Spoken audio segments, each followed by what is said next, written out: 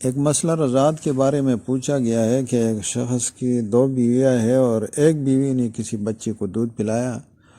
تو اب یہ تو ظاہر ہے کہ جس عورت نے دودھ پلایا ہے اس کے بچوں کے ساتھ اب اس بچی کا نکاح نہیں ہو سکتا ہے، کیونکہ وہ اس کے رضاعی بہن بھائی ہو گئے۔ لیکن اس آدمی کی دوسری بیوی کے بچوں کے ساتھ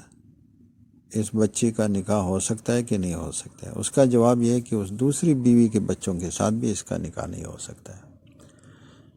اس کی وجہ یہ ہے، اس کو لبن الفحل کا مسئلہ کہتے ہیں، کہ جس آدمی کے نکاح میں ایک عورت ہے، اس نے کسی بچی کو دودھ پلایا تو جیسے جو ہے وہ عورت اس بچی کے لیے رضاعی ماں ہو گئی، تو اس کا خاوند اس بچی کے لیے رضاعی باپ ہو گیا۔ تو اب اس آدمی کی دوسری بیوی سے ہو، تیسری بیوی، جو بھی اس کی اولاد ہے، ان کے ساتھ بھی اس کا رشتہ، وہ بھی اس کے باپ شریک بہن بھائی ہو گئے، کیونکہ اس آدمی کے ساتھ بھی یہ رشتہ رضاعت کا ہو گیا، وہ اس کا رضاعی باپ ہو گیا، اور اس کے پھر دوسری بیوی سے جو اولاد ہے وہ اس کے رضاعی بہن بھائی ہو گئے، تو ان کے ساتھ بھی اس کا رشتہ اور نکاح جائز نہیں ہے۔